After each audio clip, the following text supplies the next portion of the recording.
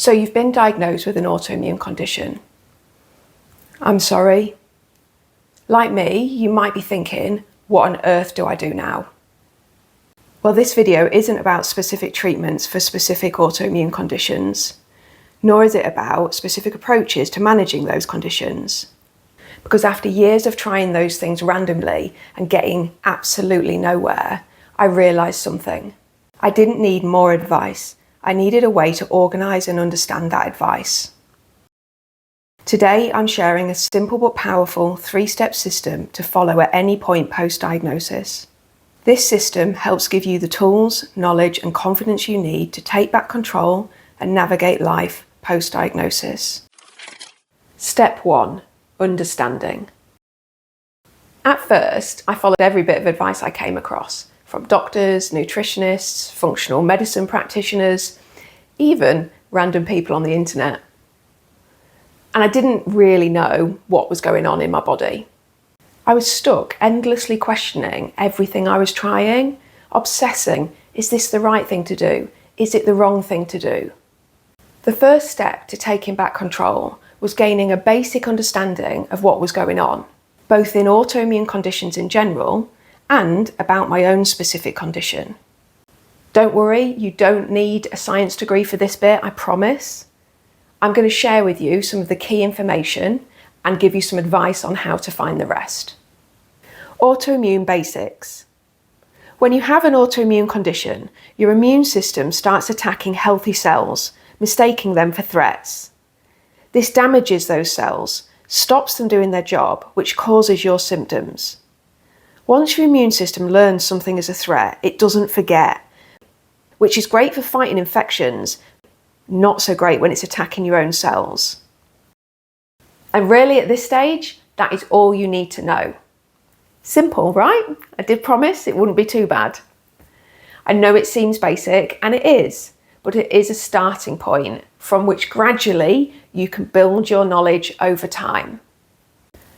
Specifics of your condition. Every autoimmune is different. It attacks different types of cells within your body, which can lead to a massive variety in the symptoms you experience. It's important to know your own condition and the treatments out there available to you. I have 2 pieces of advice to share that will help hopefully make this process a bit more manageable and less overwhelmingly depressing. Basics first. Similarly to when we were learning about the autoimmune basics, keep it simple. It is so easy to get overwhelmed with the science behind your specific condition. So focus on the basics first. The easiest way I've found to do this is to ask ChatGPT or something similar. You simply type in a phrase like, give me a very simple explanation of, enter your condition. And then once you've read and digested that information, over time you can revisit and ask for a more complex explanation. Gradually, you improve your knowledge without overwhelming yourself. Little and not too often. Learning about autoimmune conditions when you have one yourself is no sunshine and roses. It's really scary and, to be honest, can be really depressing. And when you feel like that, it's very easy to just stop learning altogether.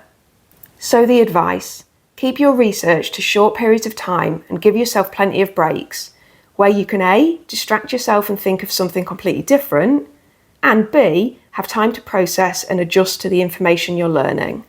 Step 2, categorise. In this step, we get some more structure and direction to the approach that you're going to take to manage your condition.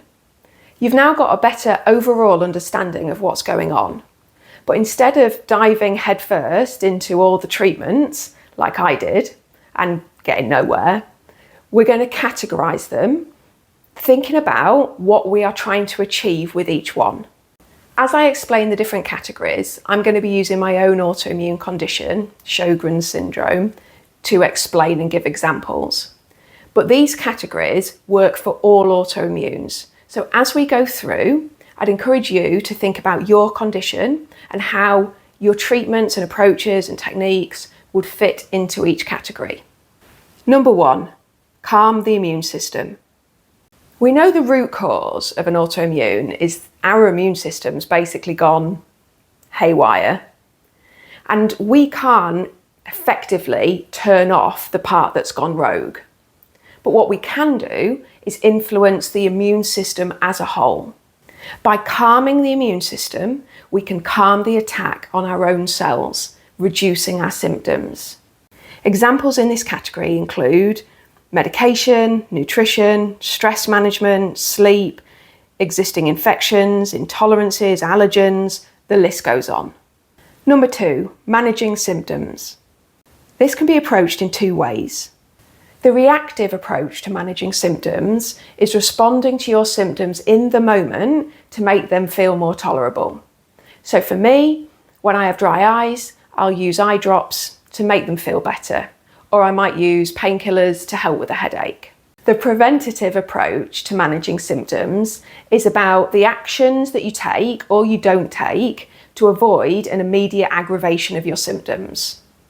So for me, I avoid caffeine and salty foods because I know that that's going to make my dry mouth feel immediately worse. Number 3, preventing long-term damage. This category focuses on preventing long-term damage, issues further down the road that are caused by the symptoms that you're experiencing now.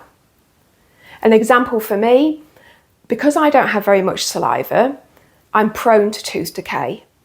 So I have to be really on it with teeth cleaning to make sure that I'm reducing the likelihood of me getting issues with my teeth further down the line. So now you have all the categories, I would encourage you to have a look through them and see where your treatments and approaches and management techniques fit into each category. Step 3, action. Step 1 and 2 have given you the basics of information that you need. Step 3 is about action. But to take action, you need to make decisions.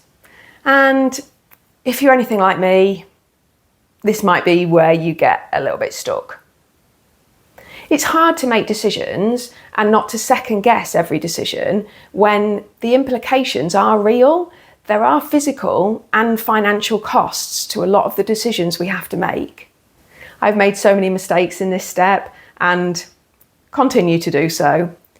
But there are a couple of pieces of advice that do help me, and I hope that you can learn from my mistakes. Number 1, approach from all angles. You'll be pleased to hear that we didn't just do all that categorising for no reason. You need to make sure that you've got treatments, techniques, strategies, approaches in every one of those categories, multiple ones in each category.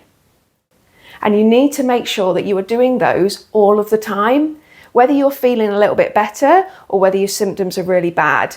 Consistency is key. Number 2, risk versus reward. I find the easiest way to make decisions is to consider the risk versus the reward. This will require you doing a little bit of research about the treatment that you're thinking of. And once you've done that research, the key question is, are you willing to take the risk that's associated with that treatment? It's okay if the answer to that is no. You can always come back to it. It may just be that you're not in the right headspace to take that risk at present. There have been numerous occasions where it's not been the right time for me, and yet I've revisited something when I felt stronger and more resilient, and I've been able to try that treatment. Number 3, experiment. I'm genuinely sorry to say this, but you are in it for the long haul. These are chronic conditions and they're not going anywhere. I know as well as anyone that it's not an easy thing to hear, but you have got time to figure this out. So my advice, I'm a little bit scared to say this because you'll probably want to punch me, but here we go. Be curious. Treat yourself as an experiment. Try not to act from a place of desperation. Give things time to work. But conversely, if they're not working and you're feeling worse, stop. You can always revisit. Now, I'm not going to pretend that this mindset is easy to adopt, and it's not even possible for a lot of the time. But a small change, a 10% change towards this mindset can really make a difference. It can help you keep an open mind and make decisions from a place of logic instead of emotion. So there you have it, a 3-step system to follow after an autoimmune diagnosis. Number 1, understand the immune system and your own condition. Number 2, categorise the approaches, treatments and techniques available to you. Number 3, take action from all angles, considering the risks and rewards and from a place of curiosity. Is it going to fix everything overnight? No, I'm afraid not. I wish it would. I'd be rich. But it can make a difference. I can honestly say that this system has helped me gain some clarity and some control and a direction to move forward. If you've enjoyed this video, please give it a like and subscribe and keep your eye out for future videos. Thanks for watching. I'll see you next time.